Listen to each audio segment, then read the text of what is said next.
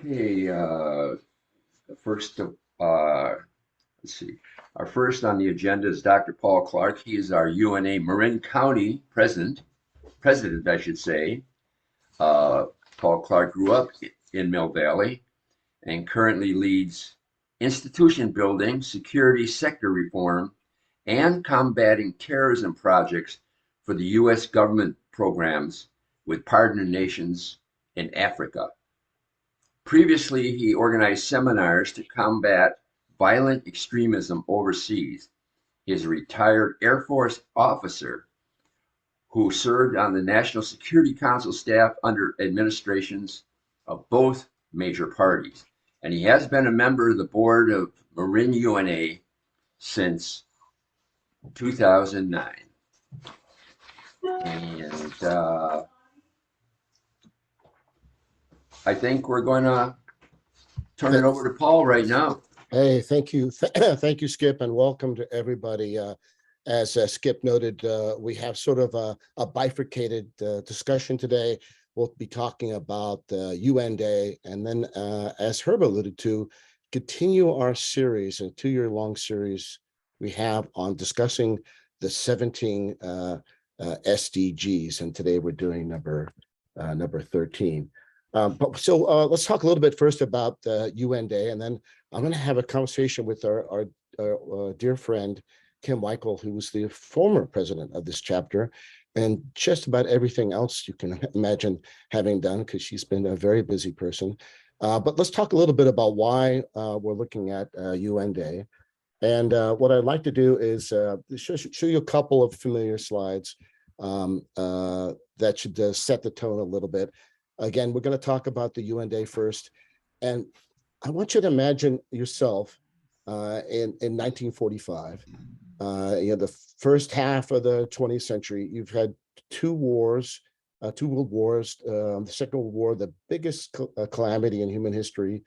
You had the failure of the first United Nations, called the League of Nations, which failed dramatically in stopping World War II. And yet you believed, as a delegate to the UN, or as a member of the UN association, which existed prior to the UN, imagine that you were that person who thought, you know what, we can do better. I'm optimistic about doing that. And here's a way we can do better as a global community. And essentially, that was the vision that created the UN. And of course, those of us in the Bay Area have a special connection because it was founded in San Francisco in 1945. And the values of the UN are expressed in the charter, which was signed 77 years ago. That's why we want to honor the concept of the UN. And that happens here in our little chapters all over the country, and in fact, all over the world. Now, UN Day is not an exploration of the UN. There's the UN system. I taught a class on the UN, so we could spend hours going through this. Herb could probably talk to this better than me, having served in the United Nations, but we're not going to do that because there's so much. And we're not going to talk too much about the organizations that you know about, which do such good work. That would be just too time consuming, but we're going to provide for you on the website our UN 101, which talks about the UN organization and talks a little bit about the UN association, which supports it. But instead, I want you to think about the essence of what the UN is. And that's why we have the UN Day, to think about the essence of the UN. And if you think about that the United Nations as a sort of reflection of values, like in the Declaration of Human Rights, and an organization that does things. I distill it down to this. It's an avenue, institution, a gathering, a community of member states, that is to say, independent countries that cooperate to pursue common opportunities and to combat threats. The latter part is sort of where the world thinks we're focused on in the United Nations, and there's some truth to that, but it's more than just trying to combat threats. And it is, in fact, I have to be very honest, is the UN is essentially a weak organization. No country wants the UN to be more powerful than that country. That's not an international organization that is a supra government. Okay, so let's think about that as its driving mission. What has it done? What has it succeeded at? And there's a nice link down here to this little fact sheet you can get to look at what the UN has achieved. And some of it's quite quotidian, like providing the daily food for those who are deprived of food so they could survive to the next day. But some of the work is really longitudinal and long-term. It's taken a long time to get to, and that includes eradicating smallpox and essentially eradicating polio. Now, this happened during the Cold War when the world fenced itself off into two camps, three really, but somehow they were able to work together to come to that conclusion. A very helpful conclusion for millions of humans. In more recent years, they're focused on natal health, which is good for the mother as well as the child. A remarkable drop in infant mortality.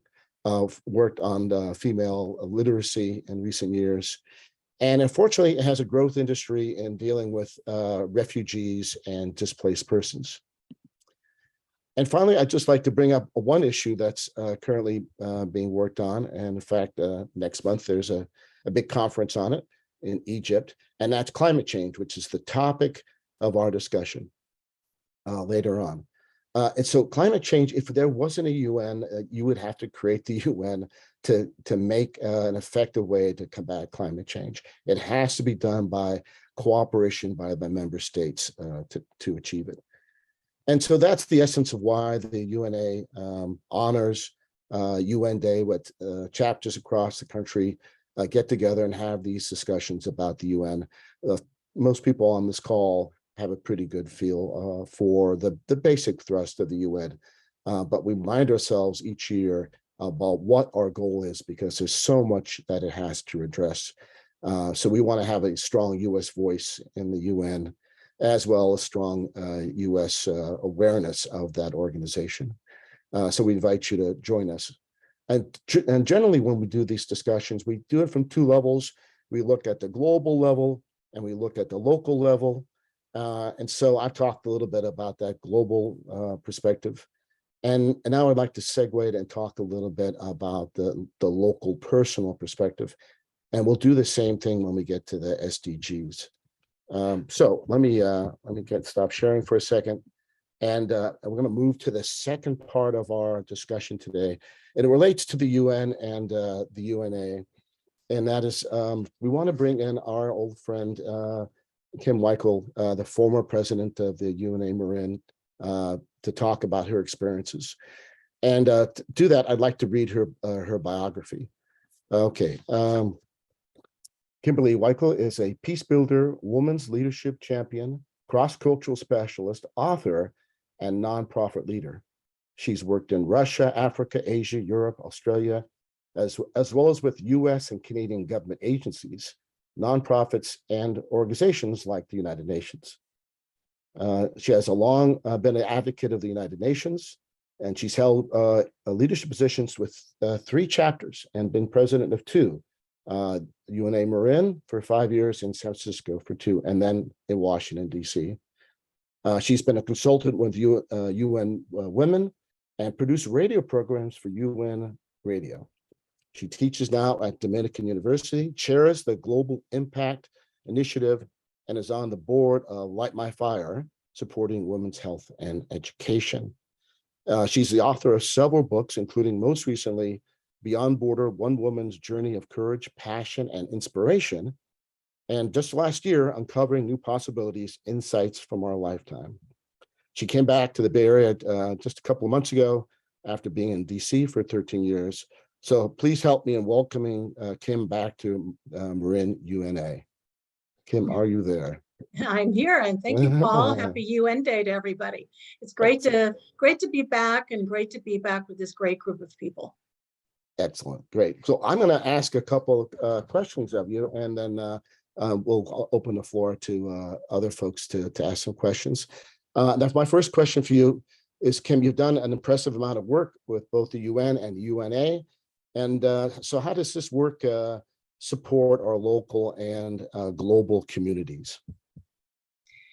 Well, yeah, I've been a longtime champion of the UN and the UNA for a variety of reasons, but it's such an important vehicle to bring nations together. I mean, we all know, I'm sure everyone knows, that most issues these days are global issues and span national boundaries. I mean, we're talking about climate change, affects every nation in the world.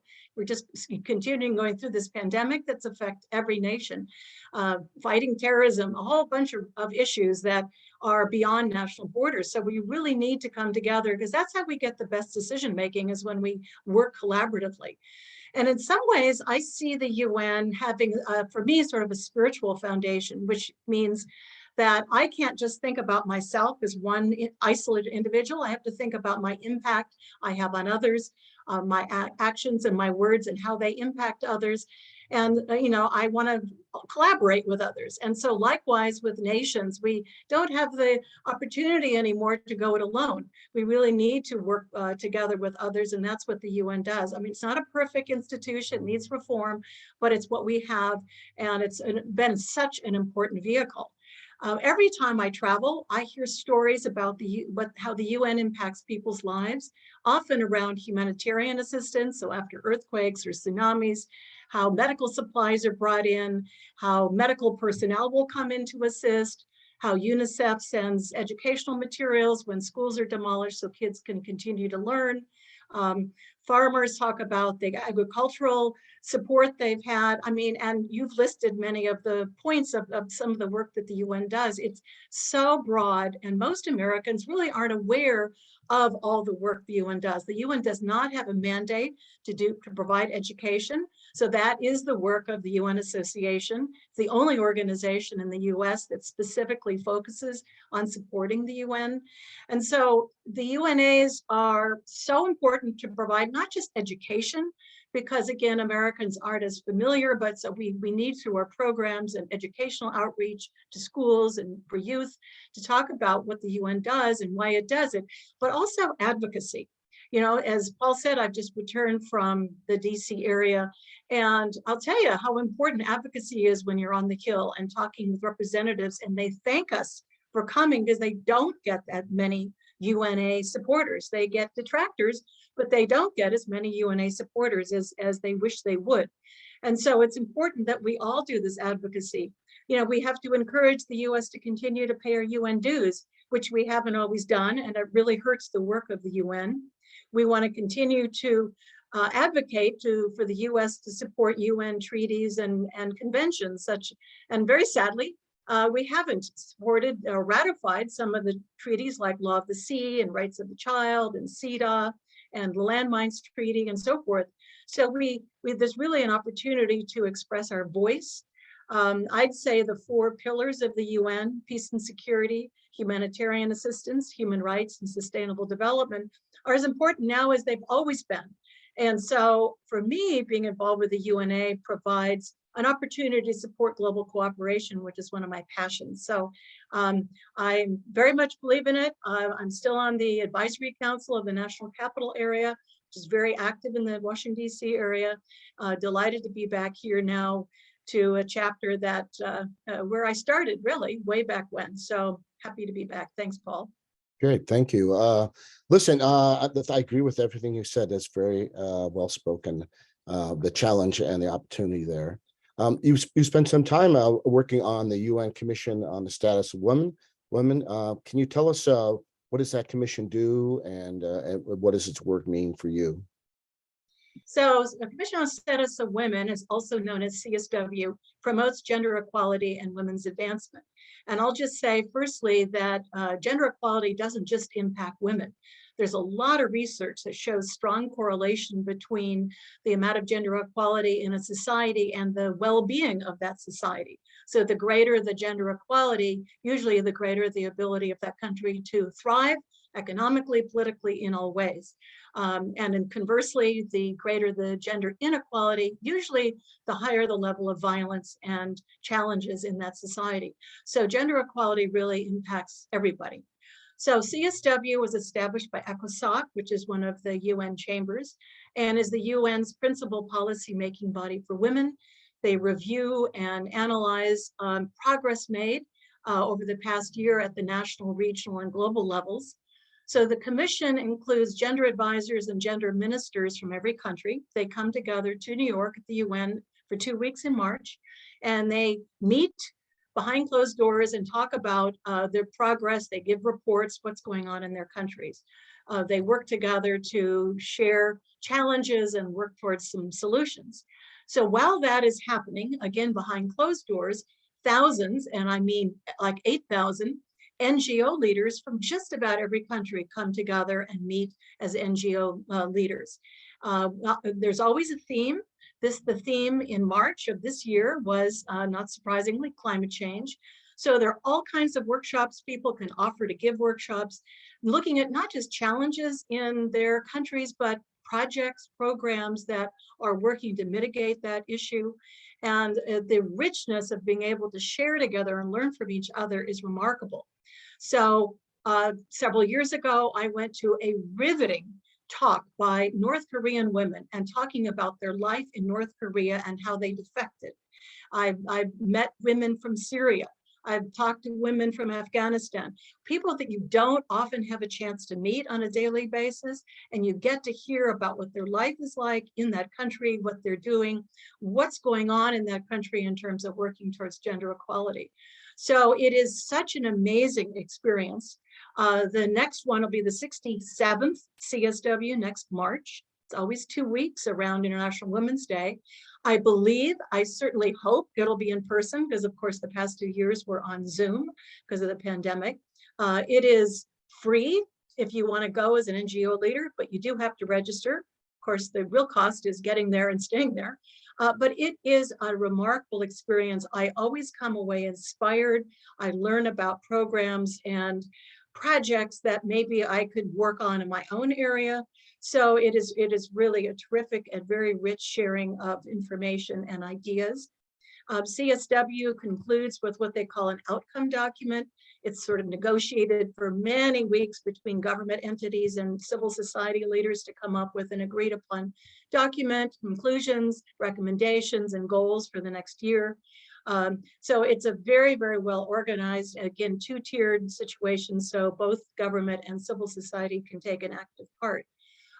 So I really recommend, if anyone is interested in going, it is all listed on the website. You can register on the website. Right now, they're seeking organizations that would like to submit proposals for workshops. So there's that opportunity as well. Oh, that's excellent. Thank you for that. So I will. I want to give people an opportunity to ask any questions. So I'll put one out there, and then if anyone wants to jump in and ask you a question about your experiences. But I note the 3 books you wrote recently. I mean, it looks like you started before COVID, but it was a very productive time for you. 3 books in 5 years, essentially, right? Can you tell us some of those books involve your experiences working with the UN or UNA or working in international environments? Can you tell us a little bit about that? Well, and some talked about related kind of issues. So I'll just say, I've been fortunate to have had some interesting experiences during some remarkable times of history. I was basically an anti-apartheid activist, but working to build a post-apartheid society in South Africa from 1975 to 80. I've been a citizen diplomat in the former Soviet Union, been there 8 times, many other things. And so I have friends that said, Kim, you know, you've seen sort of an inside perspective on history. You really ought to write about these. And I finally listened. I started writing and never stopped. And my first book, Beyond Borders, in 2016, was a sort of a journey of self-exploration. And I just want to say, encourage everybody to write their own story, because we all learn from each other. How sad is it when we go to a memorial and we learned a lot about a person that we wished we had known? You know, why wait? Why not write our stories? Well, we can. We all have really interesting stories. So that was my first. I had both very personal experiences and some professional ones. And that sort of sparked me to write my next, which is called Our Voices Matter, because everyone's voice matters. And I talked about issues I'm passionate about, one of which is the UN and the UNA. And I have a whole chapter about my work there that I've done with UN Women and with UNAs and why I think it's important. I have a whole chapter on my work to end violence against women. and another on global climate change, and a number of other issues. And I list resources at the end of every chapter, how people can get involved if they'd like. And then this last book just came out last year, which is really asking the question, how does this global pandemic affect each of us personally and collectively? I mean, it's been profound. And what are we learning? And what the new is developing out of it? And so I explored this. And yes, it was great time, since I was indoors anyway, to be able to use the time to write. These were all self-published, very easy to do, not expensive to do. So if anyone is interested, wants to talk more, I'm happy to do that. So it was really a great experience to be able to share my voice and to encourage other people to share theirs. Fantastic. Well, let me open the floor to anyone who might have a question that they'd like to address to you, Kim.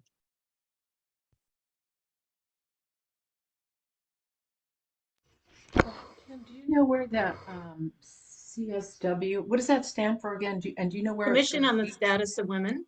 Okay, do you know where that's going to be in March of next year? Well, it's always been at the UN. So Oh. the commissioners meet inside the UN.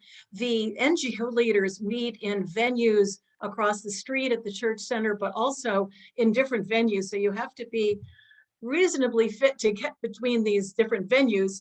They have about 6 or 7 simultaneous sessions all day, 8:30, 10:30, 12:30, 2:30, 4:30, 6:30, 6 days a week for 2 weeks. So it's intense. Obviously, you only go to what you want to go to. A lot of the richness is in between, meeting people in the elevator, talking to people after the sessions. So there's a lot to gain there. And but it's always at the UN. Good question. By the way, I put that name into the chat and the titles of your 3 books. So anybody who Thank you. wants to check those out, they're available They're on there. all on my website too. On your website too. I'd like to put that in the chat. It's also going to be in our resource on the page. Anyone else have a question? We have time for one more question. Skip, I'm noting we started 5 minutes late, so I'm pushing everything 5 minutes. Anybody? If not, I've got another question for you. Sure. It looks so like this- Anne Oh. Christine had her hand raised. Yeah, Okay, I'm good. actually the Thank you. guest speaker, but Yeah, I'm thank you. fascinated by your story, Kim. I was just curious, what set you on this course in your life? It seems like a really interesting and unusual path you've taken or made up as you went along. And it's been, a lot of it sort of happenstance. I always, as a young person, was fascinated about things international. I knew I wanted to do something internationally ever since I was very young. Pored over maps, was befriended all the exchange students in my high school, et cetera, and then wanted to become one and did. But I think the real focus on peace building and the work with the UN started because of living in Cape Town, South Africa, and seeing the extraordinary effects of apartheid, and knew I needed to jump in and get involved. I was very young, directed a national program just because I was there and I cared and got involved. And it really showed me the power of citizen action. And I ended up writing a book about a large squatter community on the outskirts of Cape Town. And I just jumped in, and we stayed there 5 years. And it really launched me to show what my passion was and why I needed to do this work. Well, on that very interesting and upbeat note, thank you for all the wonderful work you did and continue to do. You're still quite active, and thank you for coming here. I know there's a challenging situation at home, so please go see to that if you need to leave. But Kim, thank you, and thank you for coming back to Marin. You're such a great asset. It's a delight to be back, and thank you, Paul, for your leadership in the chapter. Well, thank you. And so we'll close out this portion, and a big round of applause to Kim. Thanks so much. You can do it virtually if you want to. So I may be the only hand clapping. Thanks again, Kim. Okay. Well, that was really a wonderful. And Bonnie suggested that concept that we would speak with Kim, and what a wonderful treat for us. And that sort of wraps up the UN Day portion of our UN Day event. So now we'd like to move on to discussion of the SDGs, and I'm going to go back to the trusty screen and show you a few slides, because it's pretty much necessary to get through this topic. But I won't be spending much time on what is, in my mind, the most important security, human development, and environmental issue we face, which is the climate change that our nation is facing. I'm not a specialist in climate. I did attend the first Earth Summit, the Rio Summit, 1992, serving on the National Security Council staff, and so I ended up going to that. So I've been turned on to it ever since, and I was active as a vet in a group called Operation Free, where we went to purple red parts of the state and talked about why veterans were concerned about climate change. So I do have an interest in it, but what I'd like to do is talk a little bit about the SDGs very briefly, and then how we got to where we are. Okay, what are the SDGs? Again, the 17 goals that member states, the countries that make up the UN, have agreed to work on together. It is, in fact, the second time we've done this, right? So the first 15-year interval was 2000 to 2015, and that met with a fair amount of success, although you could explain that in a lot of different ways. And then we've got the current SDGs, and I think Herb mentioned it first. We've been going through these. We're now on our 13th one we've covered. We've gone in order, so it's a bit of a numbers game. It's 15-year time frame. It's 17 goals, 169 targets. Targets are outcomes we hope to achieve in those 17 goals, and 230 indicators. Those are the things that we can measure to tell us whether or not we are succeeding with the various SDGs. So that is the way it works. And for 13, it's a very compelling and simple argument. And I'm going to speak a couple of minutes about the global view. And then we'll have Anne Christine talk a little bit about how you can apply those concepts locally. And the action itself is, take urgent action to combat climate change and its impact. Now, again, I mentioned this is the actors. We're going to focus on the state actors who do this, but we want to also take those same things and apply them to the humans in the environment. That's us. Here's the 5 targets. I chopped the words down by half. It's still quite wordy. So I'm just going to highlight some of the key points in this really important but fairly simple goal. And so let's start with number 1, resilience. Say that word's going to come up again later. That's the ability to respond to things like natural disasters and hazards from climate change, and have the capacity, that is to say, have the state and local and national level capacity to deal with the issue. And then I mentioned the indicators. I just showed the indicators for one, just to let you know how it works. These are the things that we can measure to tell us whether or not we're succeeding. Now, I do policy and strategy and planning. That's my field. And so they're clicking all the right boxes, the UN. And the next thing to do here is develop policies and strategies. 13.3 is awareness, because people need to understand the threat and to be able to respond to it and act to it. Think about those people who's been flooded 3 or 4 times. What have they been learned about where they should build their home? Well, quite often they build them in the same place because of a lack of awareness.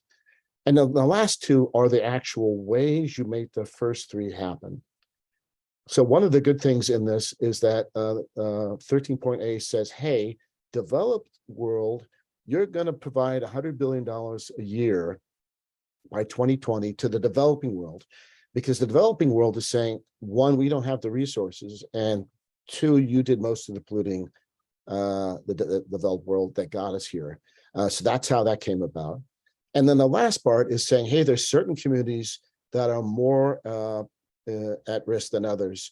And it's like small island nations, like the Maldives, women, young folks, and then marginalized communities. So that's the basic take on this 13th SDG. But like a lot of the actions in the world, it's really about what do the member states, what do they actually do? Because it's up to them. It's not the UN. It's not, the UN is not an international government. It is an international institution that connects governments and other actors. So other actors actually have to do the work. And how are we doing? How are we doing on the SDGs? I saw a couple of people shake their head, so I think you know we're not doing great, and the facts sort of back that up. These are the two most cited facts that relate to the SDGs. On the left is the carbon dioxide emissions starting in 1900 and going up in more or less geometric line since then. A little dip during COVID. You recall the economy slowed down, but going up. And then on the chart on the right, this is the average temperatures of the world, starting in 1850 when industrialization began to spread past the first countries. And you can see that we keep getting closer towards that red zone, and that's between the 1 and 1.5 degrees Celsius increase in global temperatures. And the thing we're trying to do is stop at 1.5 and not get to 2. So we're not in a good situation. By the way, there is a lot of reporting. That's one of the things the UN does well. It reports on the success of its members. And so this is the report from this year. And it says there's a code red saying, hey, we got to get this right now, or we're going to lose the window of opportunity. And if you go to that bottom line on the left, there's a couple of examples. If we get to that 2 degree increase Celsius, there are no more coral reefs. We have a 2 feet rise in sea level. And you said, well, I mean, we can survive that. Well, tell that to the Maldives, because they will not survive that. And then some really startling facts, and an issue that's been concerning me is refugees from climate. And the number they cite is one I hadn't seen before: 700 million people by 2030. That's 2 times as many people that live in the United States of America. That's 6 or 7% of the world's population. And then something we already know, which is that the sort of disasters we're facing are increasingly bad, and we're only halfway through that time frame. So there's a lot to be concerned about still. I would say we're doing a few things okay. Remember that goal of reaching $100 billion a year from developing countries to support from developed countries to support developing countries? Well, we're at $80 billion a year. That's a fair amount of success. We're applying some resources to a strategy, which is very important. How about the US? I think you could probably point to the high water mark. It's a pretty modest high water mark. The Paris Climate Agreement was lacked enforcements, but it did have further goals and objectives. And so we signed that, and we had other leaders show up and sign it. And then we elected a different administration that had a different take on climate change. She said it wasn't a problem. And we withdrew from that climate action. Okay, so how about right now? Okay, so I want you to think a little bit about the recent history. You remember the Biden administration, their landmark legislation, their banner legislation was something called Build Back Better. You heard that term, which is a very large $4.4 trillion package. And it almost was defeated due to a couple of senators actually from the president's own party. But it did pass. It did pass. It originally asked for 722 billion, but it did all right. $500 billion is a fair commitment of resources to this action. So even in the most challenging times, when we're able to start moving in the right direction, it's going to take tens, maybe hundreds of trillions of dollars to get this right for the global community. But occasionally we get moving in the right direction. And here in California, we've actually been doing a very good job in most ways. And you recall, we're the leader for the West. So a lot of Western states and provinces from Canada follow our lead, and we continue to push these initiatives. In June, we had a big push on this, actually several bills that were signed about the same time that dealt with getting rid of gas-driven cars, getting rid of oil, developing renewable resources, and putting real money, $52 billion to that task. So there is some reason for hope, and there's reason, I think, of ways that we can act to make these things happen. And I'm going to leave you with 8 things you might want to do to see how you can help this issue. Well, first thing is stay informed. I really admire what they do with the Commonwealth Club with the Climate One series. And then the League of Women Voters, their Bay Monitor series has got a great deal on climate change. That's sort of general knowledge on climate. But I also think it's important to be an advocate. So the UNA is supporting a resolution by local representative Barbara Lee that would have the United States actually commit itself to enacting the SDGs. And locally, hey, I mentioned in June we had this big rollout. Most of the news just said it was like the governor came to a decision and signed something.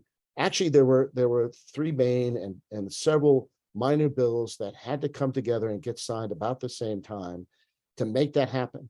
And each of those has to have the pressure of the citizens saying, I like this or I don't like that, to make these things move. And I like to follow the Cal Law Center because this is Berkeley Cal Law Center, which has a good reporting on these initiatives.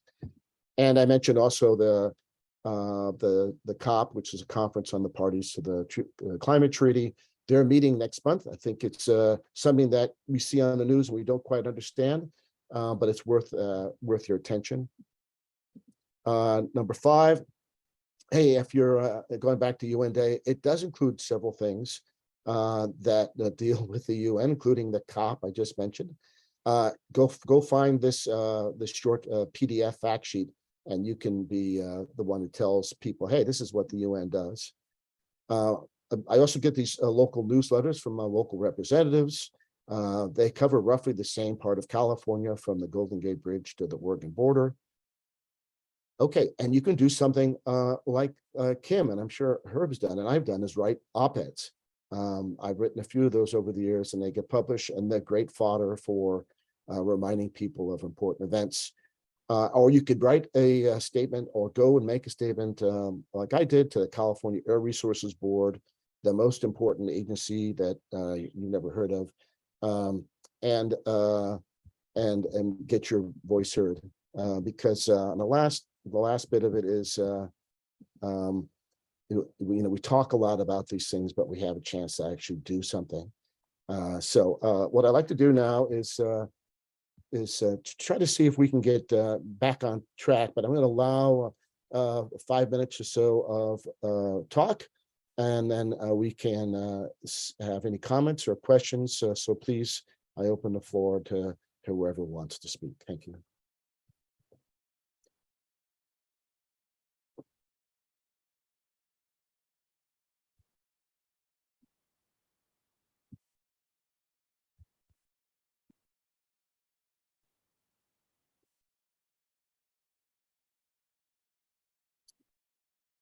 Paul, I got my hand up. Oh, sorry. I wanted to jump in to compliment you and this program. I think your presentation was sound, beautifully done with the slides. I hope you can share the slides with all of us. Your utilization of the facts and where we stand is really important. And I like the takeaways. So let me add a couple things. One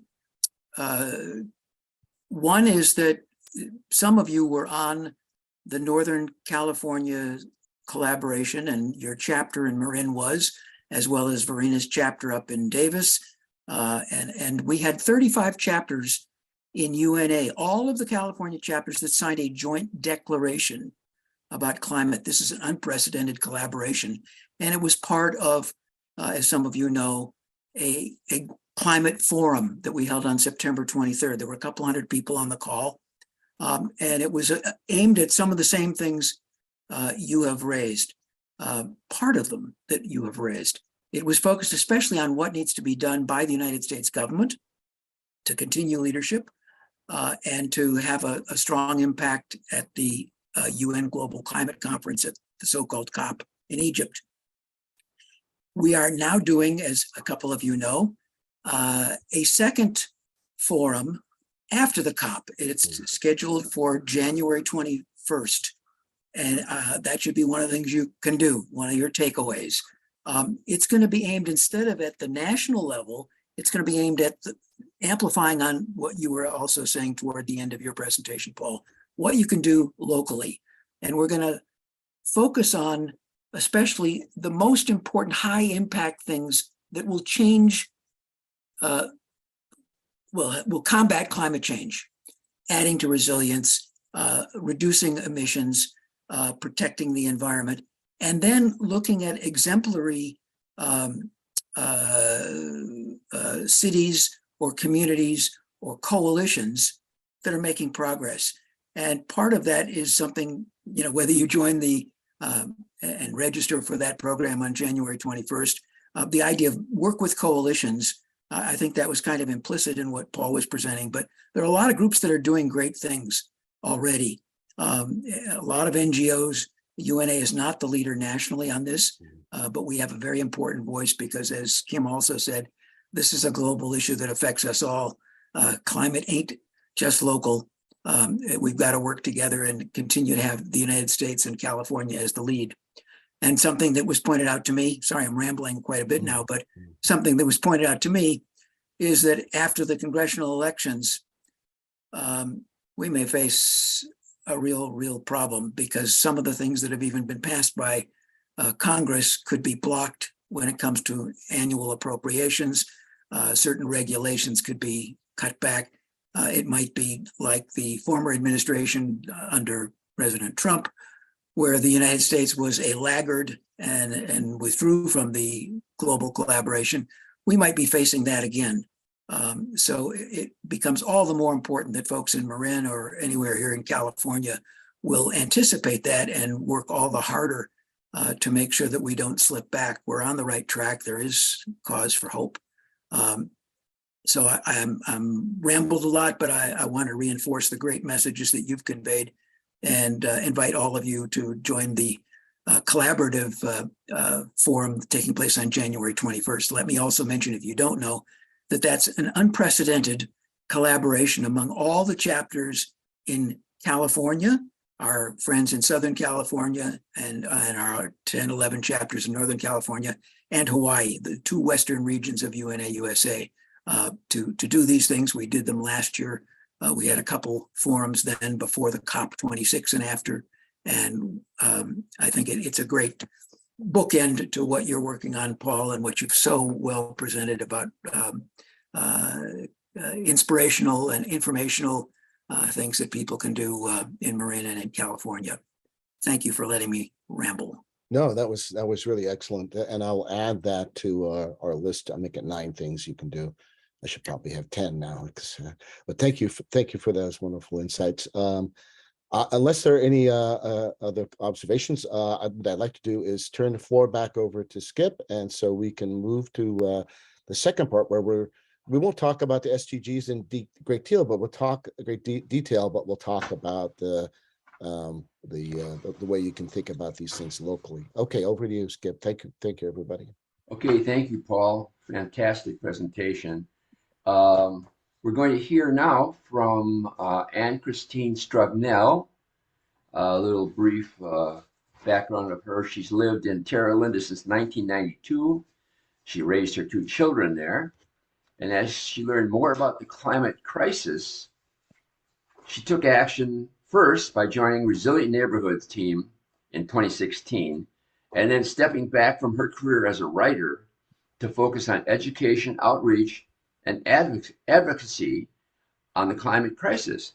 And she has been a volunteer ambassador for Resilient Neighborhoods since 2019. Take it away, Anne-Christine.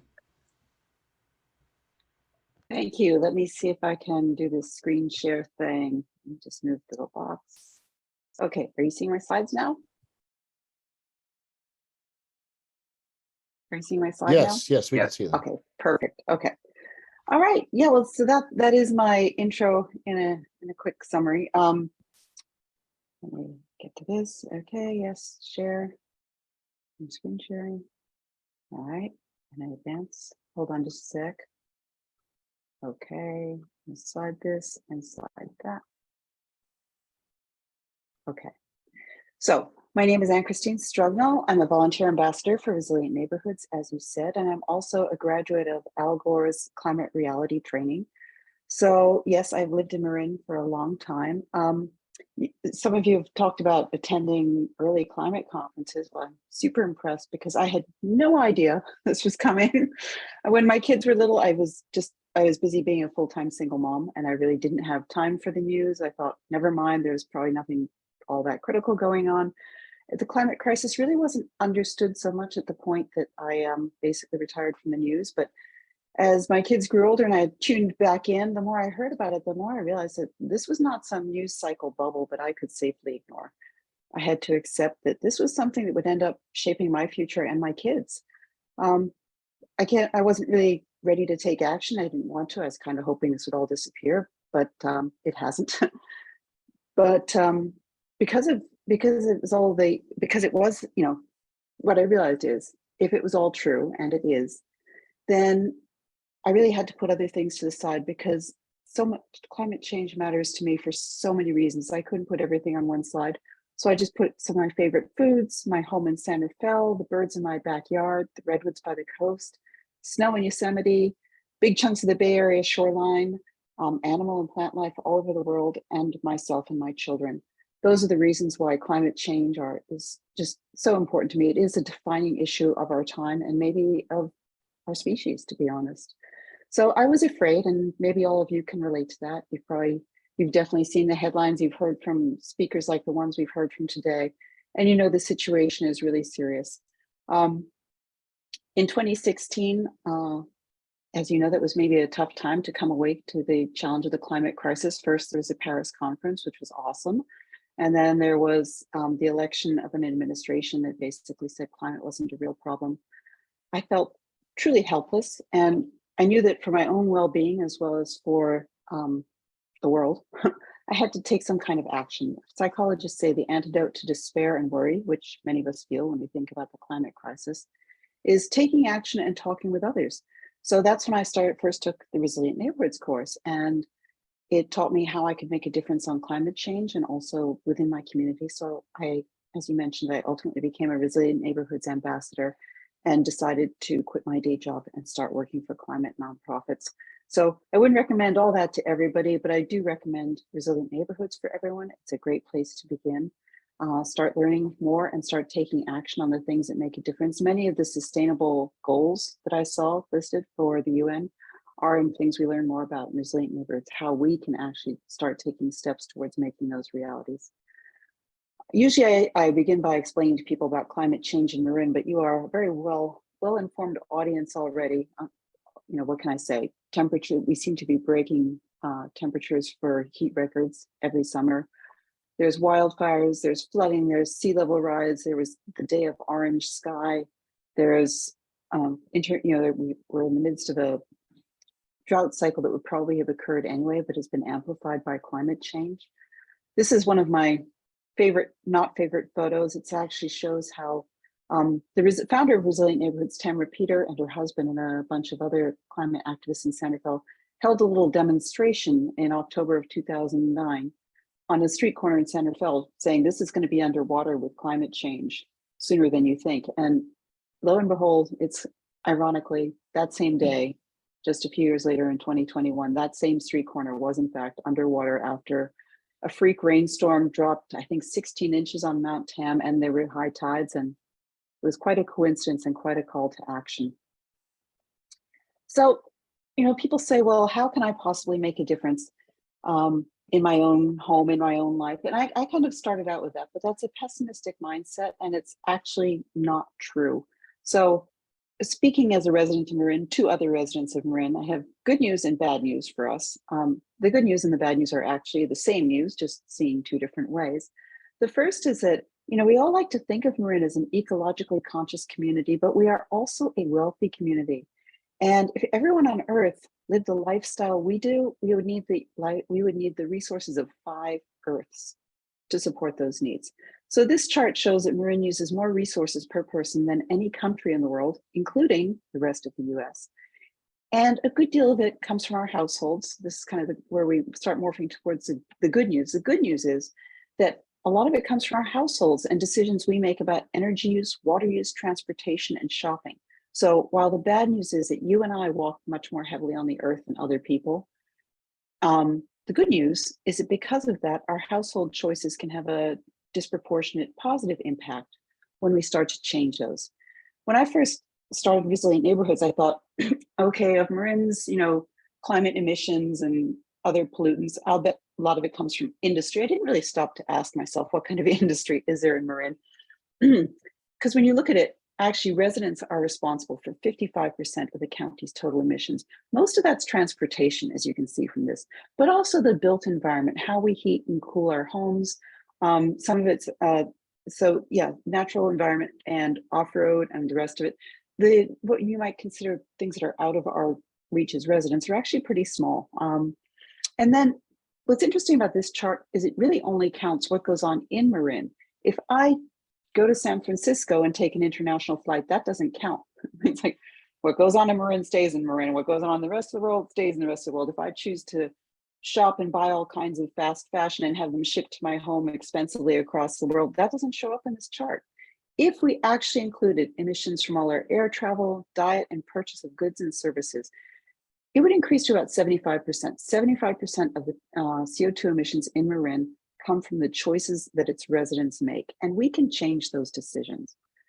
That's what Resilient Neighborhoods does. We're a Marin-based organization founded in 2011, and we offer a comprehensive, free online program to help Marin households take climate action. We empower people to take personal action to reduce their greenhouse gas emissions and create resilient, connected communities that are better able to adapt to our warming planet.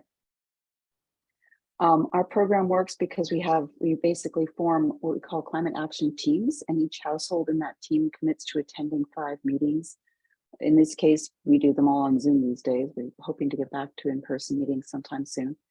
And each household commits to reducing CO2 by 25% or at least 5,000 pounds, and to earning 4,000 points for building community resilience. We earn these points for a variety of things, including making up a disaster evacuation plan and the like. So basically, Tamara says it's like Weight Watchers. We all go on a low carbon diet to lose 5,000 pounds in 60 days. But we begin, as you've probably all heard, you can't manage what you don't measure. So we begin by weighing in. We have a carbon calculator that helps households figure out, what exactly is my carbon footprint and what are the biggest contributors to it. Then we work in teams to select from a menu of about 100 actions that will help us both reduce CO2 and build community resilience. Between each meeting, we take actions with each other on our own in our households, and then we weigh in again and celebrate success because we are actually remarkably successful at reducing the carbon footprint of households. And it's annual. Once you've made a change, typically our team members continue to either keep that change because it's like now hardwired into their lifestyle, or they look out for new opportunities to take additional actions. So people learn things like considering the earth and future generations when making purchasing decisions, which is basically, Tamara says, well, once you buy something, you've taken responsibility of it from then on. So you might buy a polyester shirt. Well, what are you going to do when you're tired of wearing that shirt? Did you know, any plastic material does not fully biodegrade. What it does is it just goes into smaller and smaller pieces like microplastics, which then end up in the ocean or in the earth, and those are not good for us. They say that within a decade or so, there's going to be more plastics in the ocean than fish by weight. We also help people shift to a more plant-based diet. You learn why that's important. You learn how to reduce the ways in which we often waste food. People learn how to minimize what goes into the landfill by composting and recycling correctly. You can indeed become a recycling ninja. learn where everything goes, even in Marin, where it is kind of complicated. We learn to use water sparingly and why that matters so much. We learn how to get around by bike, walking, driving EV, taking transit, and reconsidering air travel, whatever is most effective for us. And we also learn how to power our homes, insulate homes, and then power them with fossil-free energy, and why it's so important to electrify our homes. We learn that as well. We also learn how to create defensible space and look out for neighbors and understand what to do in the case of emergency preparedness. And that's more and more important because we already have fire. We're going to have more heat emergencies, flooding, and earthquakes. Or we often forget about earthquakes these days because we're so concerned about climate. But yes, they're still a feature of life in these areas. And we also we give a lot of Marin-specific information on rebates, transportation alternatives, and ways to save money in the county. So what Resilient Neighborhoods has managed to accomplish is pretty incredible. Ever since it's been founded, we've racked up a total of 1,900 people, have reduced more than 11 million annual pounds of CO2 emissions, and made our cities and towns safer and more resilient. And we are hoping to, and it's because, I got my slides out of sequence slightly. And we've now set ourselves an ambitious goal. In 2030, we hope to have empowered 3,700 Marin residents to reduce 20 million annual pounds of CO2. And like I said, when we say annual pounds, we mean that people end up permanently not in what they might have emitted like 10,000 pounds a year ordinarily, and they cut that in half. They continue to keep that in half. It's not one-off decisions. One thing that I think is really powerful about this program and makes it so effective is that study after study has shown that just giving people information, a tip sheet, here's what's important for you to do, it really does not drive behavior change. What really matters is resetting community norms. When others see what their neighbors are doing, and then they start taking actions. And that's what Resilient Neighborhoods really does. That's why we have our plan of working within teams. We help households change their behavior with other households, and then we support each other and reinforce what we've learned. So it's pretty amazing. The teams that we create are built out of, sometimes it's pre-existing organizations. It could be neighbors. It could be, let me see, where are they? We've got, oh no, those are at the end. We've got neighbors, we've got faith-based groups. We have all kinds of organizations that work together. Sometimes it's office-based teams, and now of course it's online teams. We work also with the county. We work as part of Marin Can, which is a climate mobilization effort for the county. The goal of MCAN is to move the whole county to reduce CO2 emissions below zero by 2045. And Resilient Neighborhoods is an important part of that, because what's key about our program partly is that it is so effective, but it's also so clearly documented. We have metrics of where households were before they started the program and where they are afterwards. And that's just been hugely important. We also have, so what we do is we work on a household level, but we work in support of larger goals, like the kinds of things you've been talking about. Climate change is also, it's a time of transformation, whether we want it to be or not. But it's a chance for us to weigh in on what kind of transformation that's going to be. Is this going to be one where we change norms and we work with neighborhoods, with our neighbors and our communities to build a global collaboration in a more just society? Resilient Neighborhoods works to help start that process on a local level. Is it going to be a time when we shift renewable energy and use that as a foundation for zero emission homes, businesses, and mobility? It's a possibility to create a circular economy that reuses materials, sustains resources, and eliminates waste. And it's a chance to preserve biological diversity and basically help us to live more sustainably within the footprint of existing communities, rather than continuing to step into space that's wilderness and agricultural space. And can we replace the cultural norm of growth and consumption with seeking happiness through things that have nothing to do with how much we acquire or how often we shop? As we like to quote David Attenborough and say, we've depended on nature for survival, and now nature depends on us. And we really are, this is the goal we try to step up to every day, and that we try to help people in our community to step up to as well. So what we do is we help individuals and households and communities to take action now and to create a plan for more actions by 2030. We provide our graduates with annual reminders of commitments they made, like if they say, Well, this year we can't, but next year we want to replace our hot water heater. We'll email you, we'll remind you. And we provide lots of information and resources that help you when you're ready to make big decisions or when you're ready to just do something more. We have tons of information on our website for graduates, so they can always go back and revisit things that they thought about and didn't have the time or energy to do at the time. 75% of our graduates continue to take climate action and get others to do it too. So, and we like to say it works because people do it together and it's fun. It's really fun and empowering to see the change that you're making in your own household and to think about what that means for the earth if we can all make a difference like that. As I say, every degree matters. So think about, we'd like to urge you to think about teams you could form. Like, could you maybe invite some neighbors, friends, people from your housing from your HOA? We have teams we form in community centers. We have teams in public libraries, government teams. Frank Lloyd, Right the Planet team. We like to mention this one because you see Damon Connolly's in there. And faith-based teams, people get together with their church or some other group to share their common affirmation of their community and in a really sustainable way. And of course, we now do it online. So we'd like to conclude by saying that we are having teams are forming for January. Each team, remember, meets just 5 times, 6:30 to 8:30 p.m. It's definitely doable. It takes some commitment, but you'll be doing projects in between too, and you'll be really seeing a difference and asking yourself a lot of questions about what values really matter to yourself and your household, and how can you reflect those values in the way that you choose to live. So we'd love to have you sign up. I will copy the workshop sign up page and the other pages into the chat so that you'll have those resources. And perhaps you can also help me with that, Paul, to make sure that people get it as a follow-up thing, because I'd love people to know more and to be able to take action after this. Great. But meanwhile, I'd just like to conclude by saying, does anyone have any questions for me that they'd like to pose?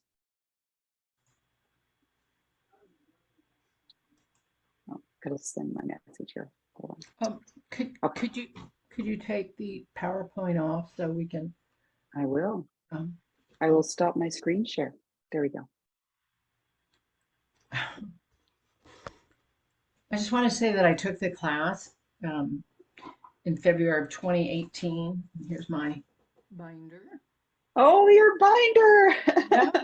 And so, I mean, it really changed my life. It was really about empowering, educating like everyone in the class about choices, like you said. And everybody had different living situations, so we all like made our different choices. But with all this, when I took the class, it greatly influenced me in choices. And then, of course, just taking further climate interest until finally, it was actually a year later, I bought an electric car and I had solar power put on our roof. And it was beginning of this year, I'm really focusing on becoming vegan.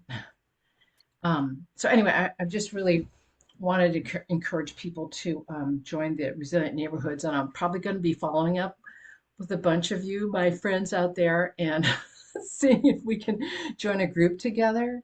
And so since we're doing it on Zoom, people outside of the local area could join. Okay. They can. It's going to be just a little trickier for them in that the program is so customized. So some of the things that we talk about might not be relevant to them. But let's say they're in the East Bay. Well, okay, their water provider is East Bay mud rather than Marin water. But so many of the lessons still apply. And we think that I think that would be a great idea. And like you were saying, there's a menu of choices. So let's say I have my aging mother lives in Massachusetts and I really need to fly out to see her twice a year. Okay, well, we want to minimize flying, but maybe what I do is I just maximize my other energy savings and my climate footprint in other ways, so that I feel like I'm being very mindful of what I personally am doing. And I think each household does have to make their own call, because we all operate under different conditions of resources that we have and needs that we have. And Christine, I'd like to ask a question. I put it in the chat, but not sure you had a chance to see it. And you may not know the answer, but you're steeped in environmental issues in Marin County. And so I read some years ago that the rate of breast cancer is higher in Marin than other places, partly due to environmental factors. Are you familiar with this at all?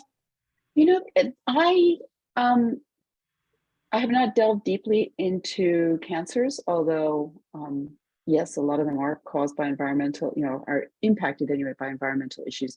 I seem to recall there's been a whole lot of study about breast cancer issues in Marin because they have been higher than the national average. But last I heard, there was also a lot of conversation about how it might just be that our inherent demographic here in Marin is one that would have slightly higher rates anyway. A lot of, I think some of the factors were age, a number of children, as in the fewer children actually, children is actually a protective factor. Bad for hair color and anxiety maybe, but a protective factor against breast cancer. Hormone therapies, drinking, all those things are. So I think that they were still trying to tease out the demographics of whether there was something else going on in Marin or whether it was just the a reflection of the demographic profile of Marin County per se.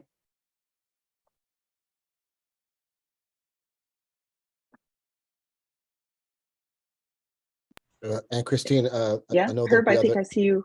oh yeah, raising your hand. I'll let Herb speak. I just want to say that what a smart and very direct appeal to our sensibilities that you present. It really struck me as logical, but also putting the responsibility on me as a human on the planet to get my tail in gear. So really savvy.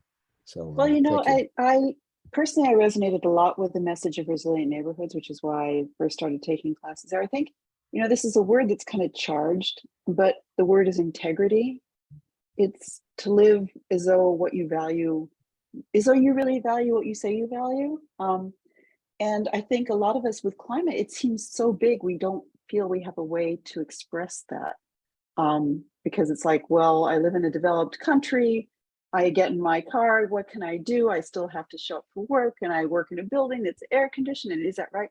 But I think resilient neighborhoods gives us all a way to live in that wonderful feeling of I'm living with integrity. I'm living as though what I say truly matters to me. And so I love that aspect of it, because I think otherwise the climate crisis can be just so daunting. Mhm. The news headlines can be so grave, and to know that you are doing what you can it's for me, it's very powerful and very supportive. So Herb, back to your question. Yeah, compliments to you, what you've done personally and what you've shared with us. One of your slides talked about behavioral change and driving behavioral change. I think that's really, really important. And here we are in an informational program, and your point on the slide was information doesn't drive behavioral change. It is community norms. Could you elaborate on that? Because, how do you get community norms to change? Can it come from grassroots or grass tops and the kind of initiatives, you're talking about a faith group gets together or a group of people at a company, but what about the norm that comes from the county of Marin or from one of your cities? The mayor or the city council says, hey, here's the goal we want. That in effect becomes the norm. So I think it's a really key point. Can those goals and norms be set by regulations, laws, top down, as well as grass tops and grassroots up? Absolutely, because they're how we communicate what our community values. So for example, here in Marin, I don't know if any of you have heard of Electrify Marin, but one key thing to know is that all gas appliances, none of them can be made climate neutral, because they burn methane, and in the process of getting methane to them, there's methane that leaks, right? So we're trying to actually eliminate natural gas infrastructure. That's what we have to do as a world, right? And here in Marin, the county is putting money behind that with Electrify Marin, which basically pays rebates to households that swap out, say, their gas burning stove for an electric stove. So I think that sends a powerful message to people that this is what we value. We value we value moving towards a more climate friendly and a more climate friendly infrastructure.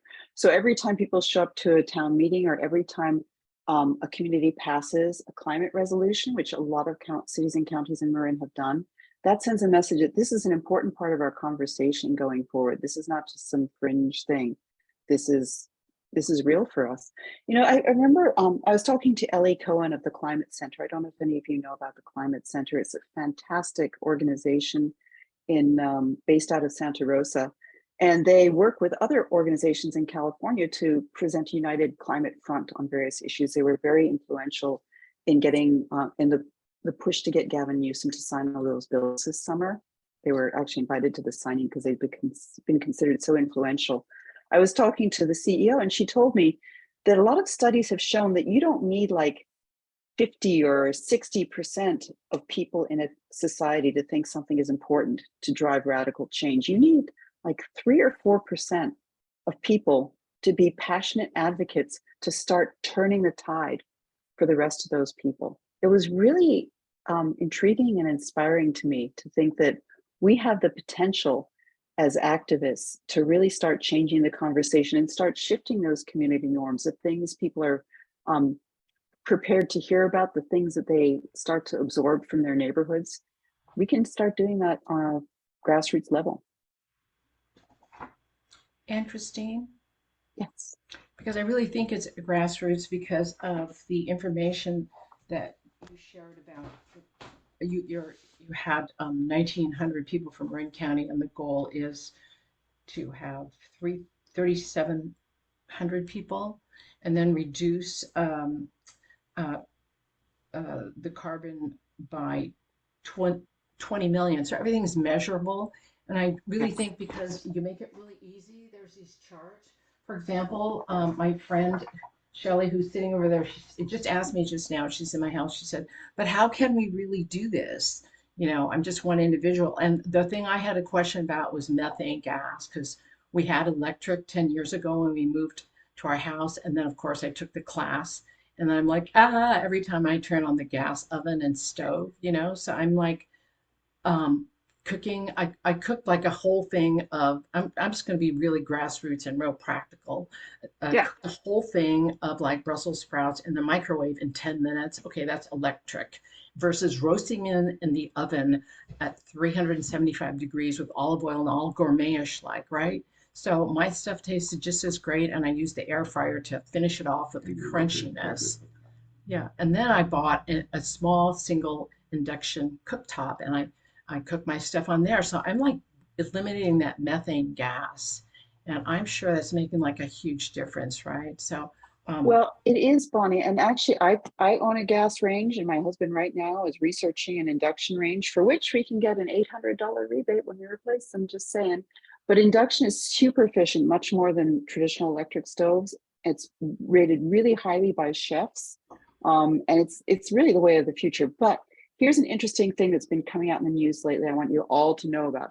A gas appliance, even when it's turned off, is still emitting benzene.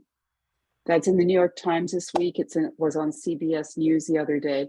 They've just finished this big study that shows, I think, okay, I can't remember if it's the equivalent of 90,000 cars worth of benzene being emitted into California homes every year.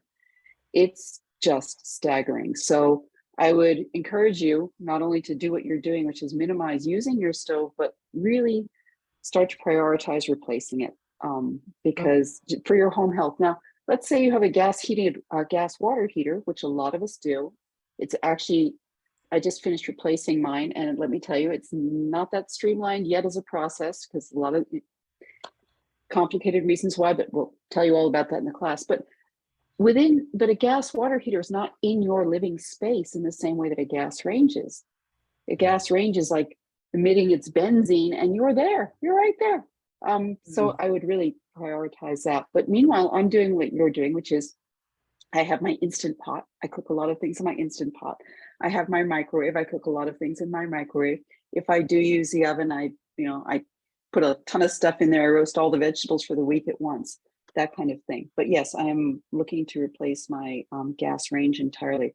But things like that, I mean, they make a big difference, not just some of these, they, in addition to improving health potentially, they also save money, and they also are good for the climate. So it's often a win-win-win. And the beauty of the Resilient Neighborhoods class is you learn about these, you learn how to get from A to B, how to get there. How can you get a water heater when the first 3 companies you called said, listen, lady, all we do is gas. That's the way to go. You know, electric's going to kill you with the fees, right? It's really an opportunity to learn more about how exactly to start implementing that. And I love that you showed the spreadsheet. I think we should actually have the spreadsheet as part of the slides, because it is our carbon calculator and it quantifies stuff. It's like, well, let's see, if we have $1,000 we're prepared to spend on reducing our carbon footprint this year, what's the best way to do it? Oh, well, our biggest footprint is my husband commutes. He drives a gas-powered vehicle. We really need to move to an EV or at least a plug-in hybrid in order to, you know, that's really the best use of our $1,000. Or is it a water heater? You know, where is our biggest footprint coming from? So yeah, I think it's great from that kind of perspective. You really get down in the weeds and start measuring and managing for sustainability. I think I went on kind of a while there. But any other questions? Oh, I see Ro, hand raised. Yeah, hi. Thank you very much for your presentation. It's been great, very informative. Nevada is the city council is going to be considering the ban on new gas stations, which about half a dozen cities in California have passed. Do you have knowledge about any of the other cities in Marin considering this? I don't actually know about the gas stations in Marin, but I mean, in Nevada, I mean, that whole thing about the gas station for Costco. Oh man, right on wetlands. You are kidding me. Yes. No, I don't know. I don't know about the other ones, but you know, truly they're going to be obsolete. There's no point building new gas stations. And I can't tell you how many times in my life, I mean, you've probably done the same thing. How many times have you seen a place that was a gas station, and then at a certain point you notice it's got this hazmat clearance team setting up things, and it's like out of a commission for 5-10 years, and it never becomes a gas station again, but they're doing soil remediation because all those tanks leak eventually. They leak and they contaminate the soil, they contaminate the groundwater. It's just, we should not, and especially given where we are now, we cannot keep building fossil fuels, so it's madness to build more gas stations. But I don't know exactly where things stand in Marin, but I will say this, you know, the economics of fossil fuels have changed dramatically. Solar has become, in most parts of the world, solar is now the most cost-effective form of power. And so many of those gas station projects are just going to be made obsolete by virtue of economics. And the thing is, you don't want to build a gas station, have it operate for 5 years, at which point it becomes economically unviable, but meanwhile leaves behind all this pollution that we're cleaning up for the next 10, 15 years.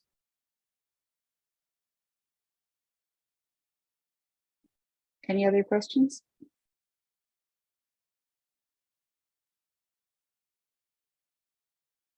Oh, I think I've talked almost until your end of agenda time, sorry. But yeah, I'm happy to answer any other questions. If you want to just shoot me an email. My email is ACS, that's my initials, at ACSWrites. I was a writer, so it's ACSWrites.com. And I'd be happy to answer any other questions on behalf of Resilient Neighborhoods. And we would be delighted to have you join a team and learn more about what you can do in your household to help make a difference on climate change. They have a slogan now which says every degree matters. Well, every umpteenth of a degree matters. Everything we do matters, because you never know how your action might influence other people's as well. This is part of the resetting social norms. When you raise a question or bring your reusable cup, you don't know what conversations are going to get started or what your ripple effect might be. We should all be mindful of that, and we should all do the best we can to make a difference. Thank you, Anne So, Christine. Fantastic. You're welcome. Thank you. Yeah, everybody can unmute and clap if they wish right now. Thank you. I do kind of miss in-person presentations. Well, this is pretty good. It's pretty intimate. It's pretty good.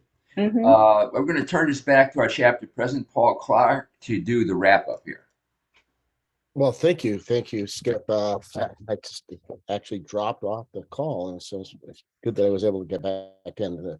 The default was my Your internet. timing is impeccable. Yes, sometimes. Listen, I want to thank our speakers, and Christine. Thank you so much. A good round of applause. Thank you so much. And then Kim Weichel, so good to have you back in our embrace. Look forward to doing things with you. And I also want to salute the small board of directors that helped put this together. So Bonnie and Skip and Rose, thank you for all the work on this and all the other SDGs. 13 out of 17, not too bad for us. But we also want to invite people to join our chapter. The rates are very reasonable and it's free if you're a student, essentially. And you can look us up on unamarin.org, where Bonnie has been maintaining the website. Thank you, Bonnie. And this recording that we did today will be emailed to all the people who registered, all the Shelleys out there who later became some other name. And we'll hang out that recording and the briefings on the website. Hopefully, Bonnie, we could do that before you go away, but if not, look for it in coming weeks. I tip a hat to the January 21st event that Herb mentioned, which is the follow-up to the climate forum that we held in September. More to be found on that. The website was in the chat. And our next event will be our first in-person event since COVID, and it's our annual holiday social. It'll be on the 11th of December. That's a Sunday, between 4 and 5:30, and it'll be a beautiful home of board member Marcia Torkelson, who's going to be who lives in Mill Valley. So we look forward to seeing all of you there, and thank you once again, and thank you all. We'll see you again soon. Cheers. Thanks, Paul. Bravo. Thank you, Herb. Thank you, Kim and Christine. Thank you. Thank you for all people who came in. Vera, Paula, Marcia.